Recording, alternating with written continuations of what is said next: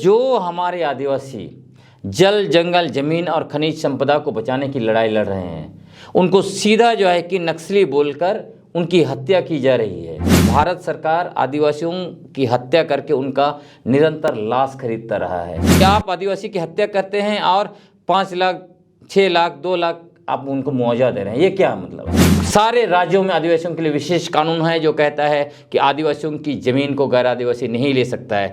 तो फिर सभी जगह पे बाहरी गैर आदिवासी लोग कैसे भर गए? पेड़ माँ के नाम पर रोपवाने का आप नाटक कर रहे हो और वहाँ पर जो है कि विज्ञापन में करोड़ों रुपया आप खर्च भी कर रहे हैं। दूसरी तरफ हसदेव जैसा जंगल को अडानी को आप सौंप रहे हैं। ये जो ब्राह्मणवादी ताकतें हैं देश में, इनका ओरिजिन है यूरेशिया। इनका अगर डीएनए आप देखेंगे R1A1 उसका ओरिजिन यूरेशिया में मिला है। वहाँ से ये लोग आए हैं और भारत को अपना भूमि बनाना चाहते हैं, यहाँ का मूल अपने आप को घोषित करना चाहते हैं। इसलिए चाहते हैं कि आदिवासियों को जल्द से जल्द वर्ण और जाति व्यवस्था में डाल दिया जाए। जब पेशा कानून लागू है छत्तीसगढ़ में, तब अडानी को कैसे जो है कि हसदेव जंगल सौंप दिया गया?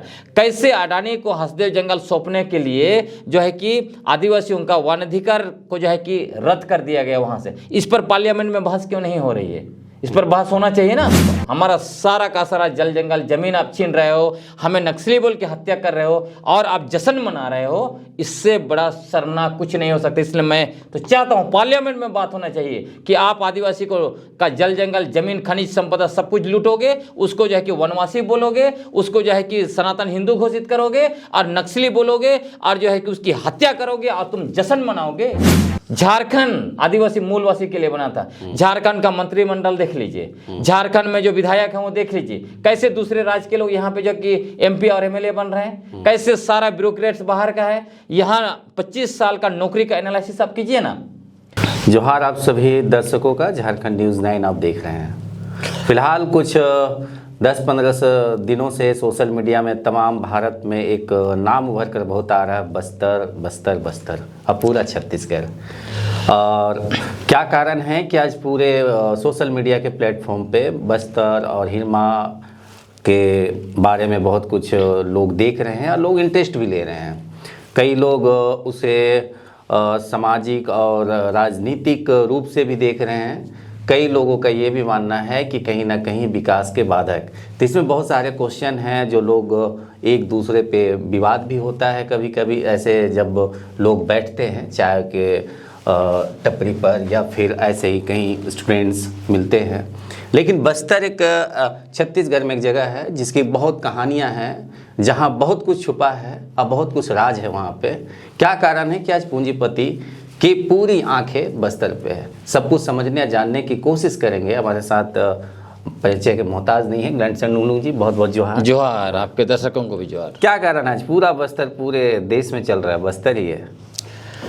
देखिए, बस्तर विगत लगभग 1 दशक से निरंतर जो है कि सुर्खियों में है और बस्तर की कहानियाँ काफ़ी दर्द दे रही है।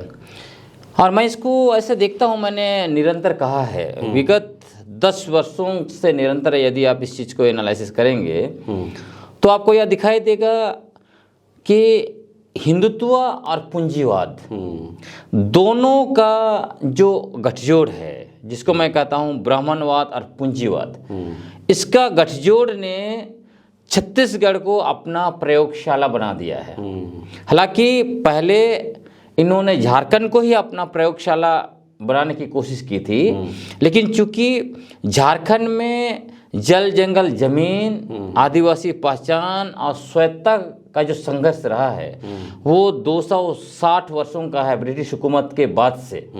या अगर पहले की बात कहें तो वो हजारों वर्षों का संघर्ष का इतिहास रहा है। इसलिए ये जो ब्राह्मणवाद और पूंजीवाद जो देश में सरकार इनका गठजोड़ से चल रहा है, उसने झारखंड को अपना प्रयोगशाला नहीं बना सका तो छत्तीसगढ़ को बनाया। अब उसी में दिख रहा है, क्या दिख रहा है? एक तरफ जैसे आपने बस्तर में कहा, वहाँ पे जो हमारे आदिवासी जल जंगल जमीन और खनिज संपदा को बचाने की लड़ाई लड़ रहे हैं, उनको सीधा जो है कि नक्सली बोलकर उनकी हत्या की जा रही है। विगत 10 वर्षों से आपने देखा कि कई जगह पे कहीं मीटिंग कर रहे हैं आदिवासी और उनके ऊपर जो है कि धर धर धर गोली चला दिया गया। और जब साबित हुआ कि निर्दोष आदिवासियों की हत्या की गई तो भारत सरकार का गृह मंत्री, खासकर माननीय गृह मंत्री ने कहा कि हम आदिवासियों से माफ़ी मांगते हैं।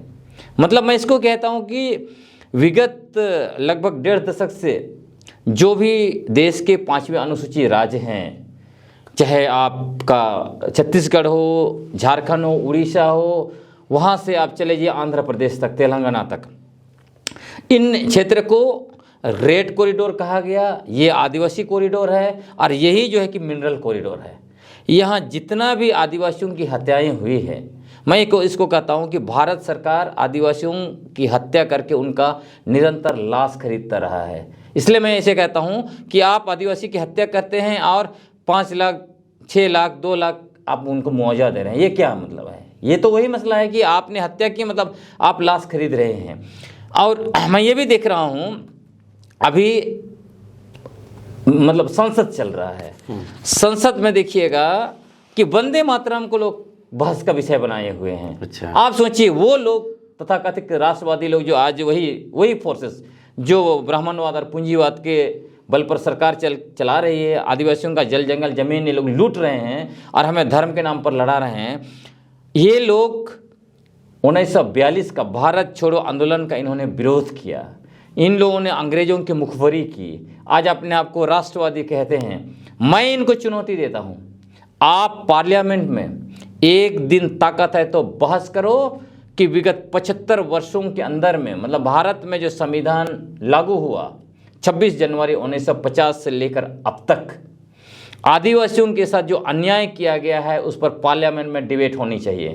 ताकत है तो बहस करके दिखाओ कि क्यों आदिवासियों का जो सारे राज्यों में आदिवासियों के लिए विशेष कानून है जो कहता है कि आदिवासियों की ज़मीन को गैर आदिवासी नहीं ले सकता है, तो फिर सभी जगह पे बाहरी गैर आदिवासी लोग कैसे भर गए? उनके ज़मीन पर, आदिवासियों की ज़मीन पर उनका बड़ा बड़ा बिल्डिंग, चाहे वो रहने का घर हो, शॉपिंग मॉल हो, स्कूल कॉलेज का बिल्डिंग हो, सब कुछ कैसे बन गया इस देश में? ये बहस का विषय होना चाहिए। ये बहस का विषय होना चाहिए। नक्सली के नाम पर आप हत्या कर रहे हो और दूसरी तरफ उनका खनिज संपदा आप तुरंत ले रहे हो। तीसरी तरफ एक पेड़ माँ के नाम पर रोपवाने का आप नाटक कर रहे हो और वहाँ पर जो है कि विज्ञापन में करोड़ों रुपया आप खर्च भी कर रहे हैं। दूसरी तरफ हसदेव जैसा जंगल को अडानी को आप सौंप रहे हैं। देश का सारा जंगल, चाहे अडानी हो, अंबानी तो भी कुछ हिस्सा होगा, लेकिन जो खासकर माइनिंग कंपनी है, चाहे टाटा है, मित्तल है, जिंदल है, सारे कंपनियों को सौंप रहे हैं। बहस करने का ताकत है तो इस पर बहस होना चाहिए। जब अंग्रेज का शासनकाल में आदिवासियों का अलग धर्म कोड था, आप जो है कि धर्म कोड क्यों नहीं देते हो? आदिवासी को क्यों आप जो है कि सनातन हिंदू घोषित करते हो? आदिवासी को वनवासी क्यों घोषित करते हैं? बहस करके देखिए कितना अपने अन्याय किए हैं, है ना।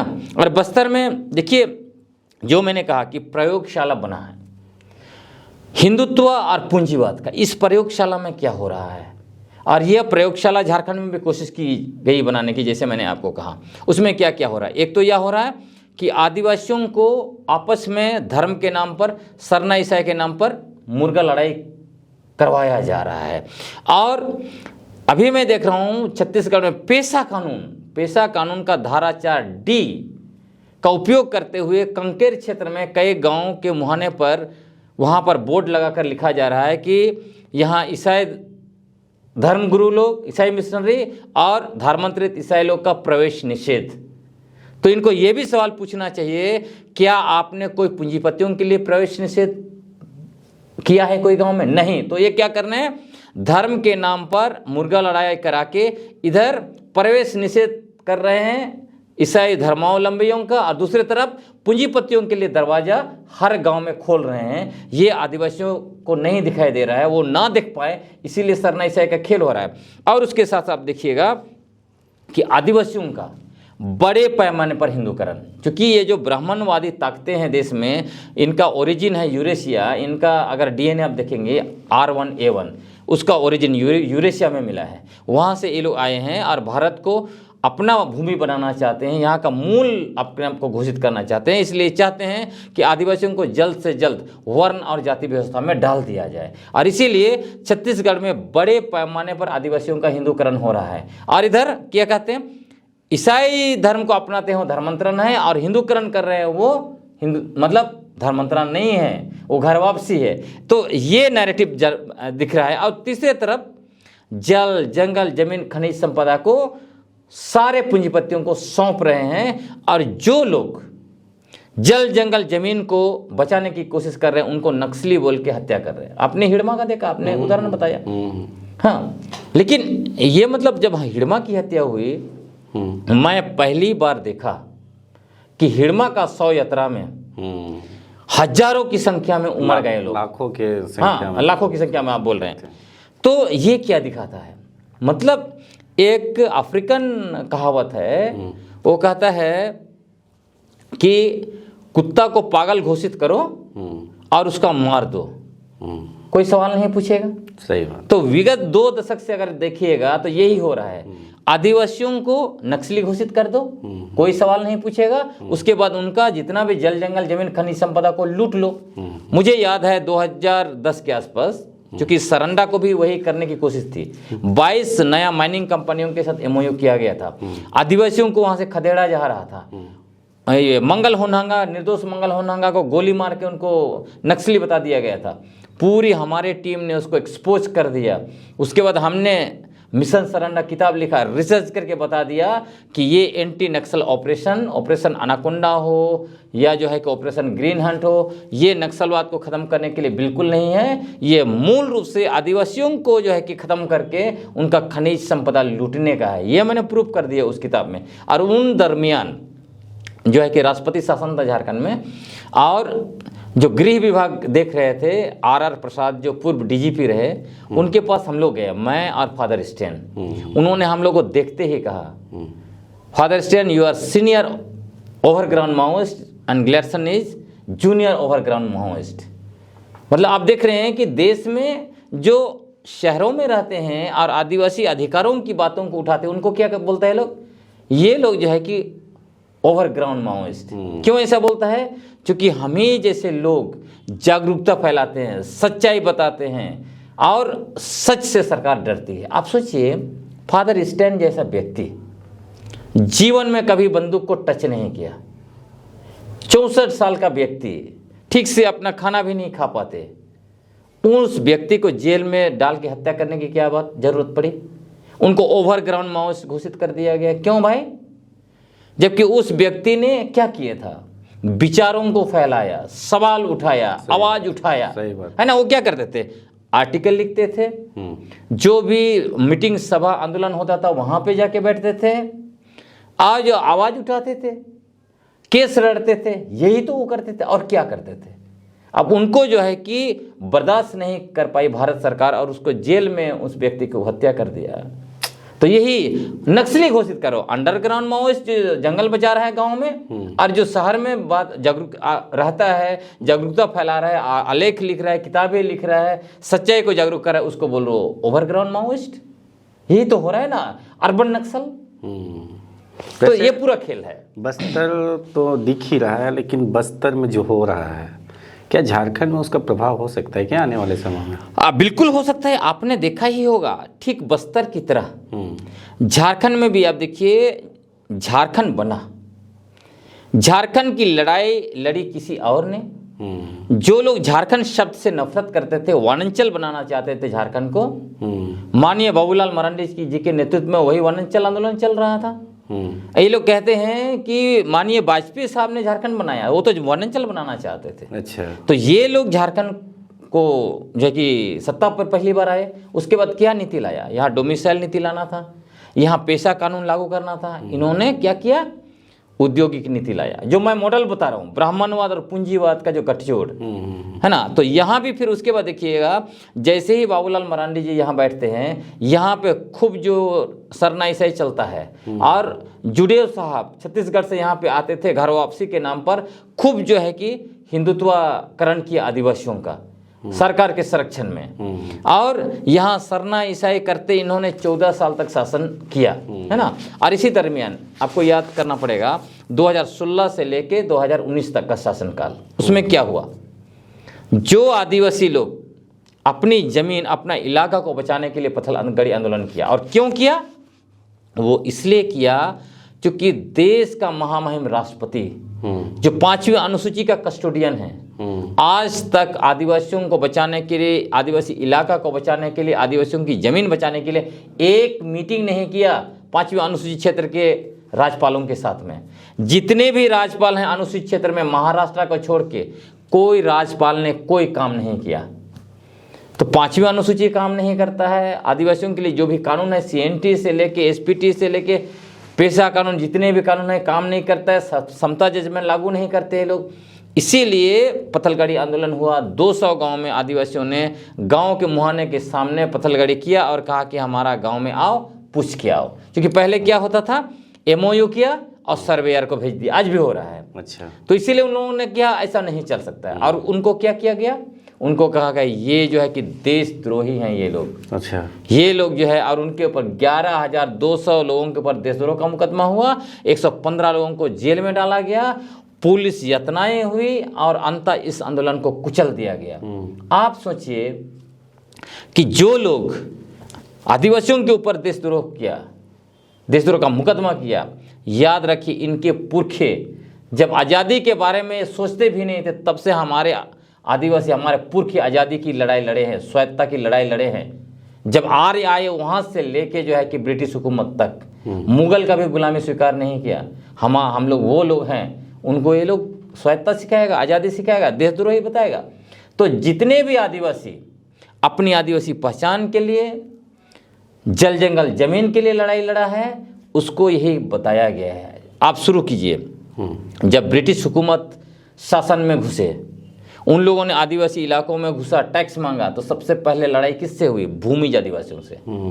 आप सुनते होंगे भूमिजों का सबसे बड़ा जो लीडर शहीद रघुनाथ सिंह भूमिज, और पूरा भूमिज को क्या घोषणा किया, ये लोग चुआड़ लोग हैं। अच्छा, अंग्रेज ने कानून भी बनाया, क्रिमिनल ट्राइब एक्ट, हाँ 1871, और जो 163 समुदायों को अपराधी ही घोषित कर दिया था। तो जो भी आदिवासी जल जंगल जमीन के लिए लड़ेगा वो इस देश में अपराधी होगा, वो देशद्रोही होगा, अर्बन नक्सल होगा, नक्सल होगा। ये ट्रेंड शुरू से चल रहा है। और ब्रिटिश हुकूमत ने जमीन को लेके कानून बनाया, जंगल को लेके कानून बनाया, फिर भारत आज़ाद हुआ उसके बाद भी खनिज संपदा को लेके भी कानून बना के सारा जल जंगल जमीन खनिज संपदा को सरकार ने अपना घोषणा कर दिया। ये तो मूल लड़ाई है। हम लोग कहते हैं हमारे पुरखों की जमीन है, हमारे पुरखा का पहाड़ है, हमारा पुरखा का जंगल है, हमारा पुरखा का खनिज संपदा है। ये सरकार कहती है ये हमारा है। यही मूल लड़ाई है। और उसके बाद देखिएगा कि रघुनाथ सिंह भूमिज से लेके आप मारंगों के जयपाल सिंह मुंडा तक आइए। मारंगों के जयपाल सिंह मुंडा को भी देशद्रोही कहा गया। हाँ, और उनको भी वो झेलना पड़ा, पुलिस उनके पीछे पड़ी हुई थी। धरती आबा बिरसा मुंडा, भगवान बिरसा मुंडा का देख लीजिए, उनके लोगों के साथ क्या हसर हुआ है। तो यही है, चाहे वहां से आप हिड़मा तक आइए, स्टैन स्वामी तक आइए। हिड़मा को कैसे आप देखते हैं, उसको किस नज़र से आप उसको देखिए? हिड़मा, ये मैं तो कहता हूं भारत सरकार को पार्लियामेंट में बात करना चाहिए, ये बात करना चाहिए।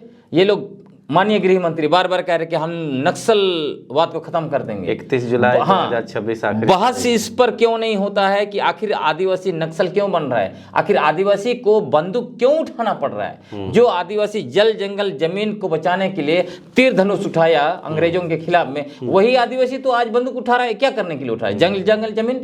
आप आदिवासी का जमीन मत लूटिए, आप आदिवासी का खनिज संपदा मत लूटिए, समता जजमेंट लागू कीजिए, जितने कानून है 5वीं अनुसूची आप लागू कीजिए ना। क्यों आदिवासी बंदूक उठाएगा? इस पर बहस नहीं हो रही है। अडानी को कैसे, जब पेशा कानून लागू है छत्तीसगढ़ में, तब अडानी को कैसे जो है कि हसदेव जंगल सौंप दिया गया? कैसे अडानी को हसदेव जंगल सौंपने के लिए जो है कि आदिवासियों का वन अधिकार को जो है कि रद्द कर दिया गया वहां से? इस पर पार्लियामेंट में बहस क्यों नहीं हो रही है? इस पर बहस होना चाहिए ना।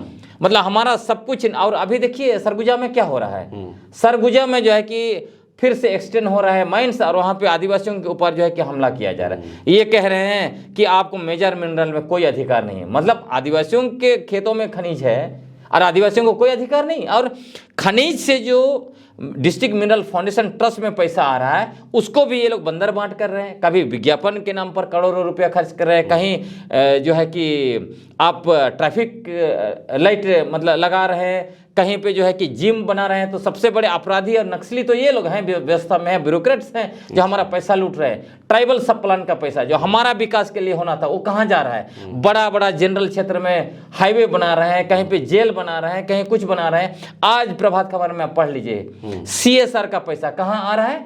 जो गांव का विकास में खर्च होना था उसको जो है कि बड़ा बड़ा जो है कि ऑफिस में जो है कि कूलर लग रहा है। अच्छा। ये आप हम आदिवासियों के साथ न्याय कर रहे हैं। और जो है कि आदिवासी बंदूक पकड़ रहा है तो उसको जो है कि गोली मार रहे हैं, हत्या कर रहे हैं। मतलब मैं सोचता हूं कि आजादी के 75 वर्ष बाद, संविधान लगा 75 वर्ष हो गया, आप सोचिए भारत सरकार, देश की सरकारें, राज्य की सरकारें आदिवासियों की हत्या करके उसको जो है कि सेलिब्रेट कर रहा है, जश्न मना रहा है कि हमने हिड़मा को मार दिया। ये शर्मनाक होना चाहिए इस देश के लिए। आपको मैं बताता हूं, जब मरंगम के जयपाल सिंह मुंडा ने भाषण दिया था संविधान सभा में 19 दिसंबर 1946 को, क्या कहा था? मैं जंगली हूं, मुझे जंगली होने पर गर्व है, हम आदिवासी हैं और हमारे लिए दूसरा शब्द नहीं चाहिए। क्यों जंगली कहा?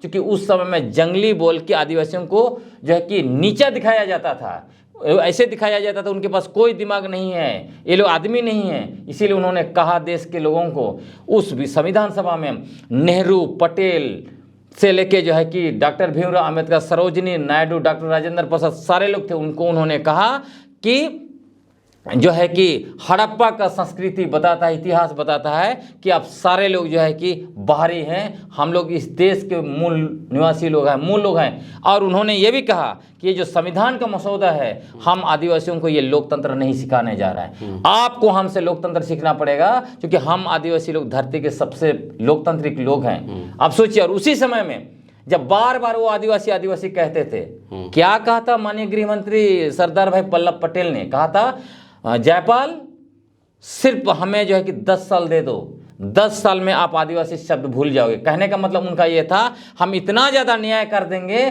कि आपको आदिवासियों का दर्द आपके दिल में नहीं रहेगा। क्या सरदार वल्लभ भाई पटेल ने जो वादा किया था मरंगम के जयपाल सिंह मुंडा को, पूरा हुआ?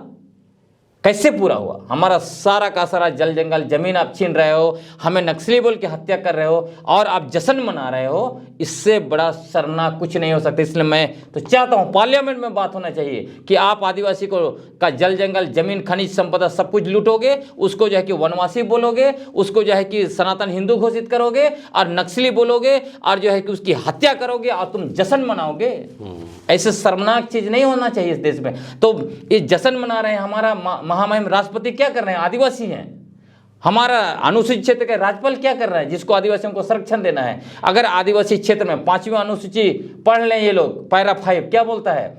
आदिवासी क्षेत्र में आदिवासी का जमीन का रोक लगाने का, उसका जमीन न खत्म हो जाए उसको रोक लगाने का काम किसका है? महामहिम राज्यपाल का है। वहां शांति व्यवस्था लाने का काम किसका है? महामहिम राज्यपाल का है। वो रेगुलेशन बना सकते, क्यों नहीं बना रहे हैं? मैं तो इस देश से पूछना चाहता हूं, महामहिम राष्ट्रपति को भी जवाब देना चाहिए कि अनुसूचित क्षेत्र के जो भी राज्यपाल है उनके साथ क्यों बैठक नहीं करते हैं आज तक? क्या रिपोर्ट उनको जा रहा है, क्यों पब्लिक नहीं किया जा रहा है? तो आदिवासियों पर बात नहीं होगा तो यह देश आदिवासियों का 2018, 19 और 24 का DNA में रिपोर्ट में स्पष्ट हो गया है। भारत में सबसे पहले आदिवासी रहते थे।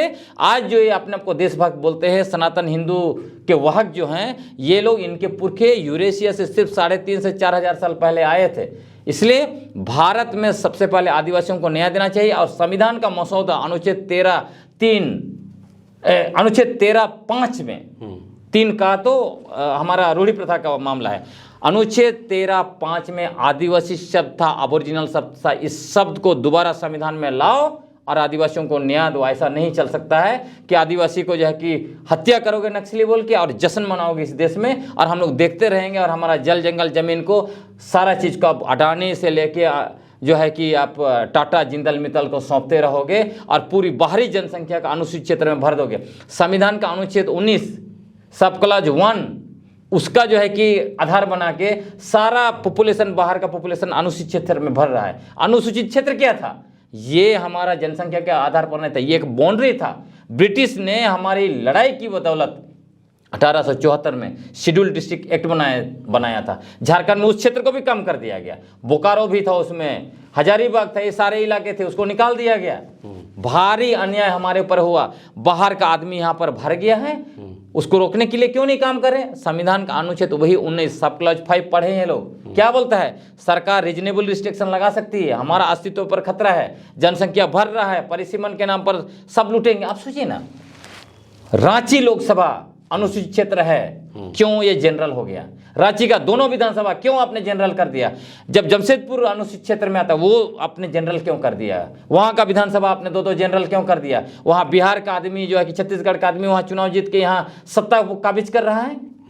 झारखंड आदिवासी मूलवासी के लिए बना था। झारखंड का मंत्रिमंडल देख लीजिए, झारखंड में जो विधायक हैं वो देख लीजिए, कैसे दूसरे राज्य के लोग यहाँ पे जो कि एमपी और एमएलए बन रहे हैं, कैसे सारा ब्यूरोक्रेट्स बाहर का है। यहाँ 25 साल का नौकरी का एनालिसिस आप कीजिए ना, कितने लोगों को लगा 20% हो सकता है, 80% बाहर के लोग।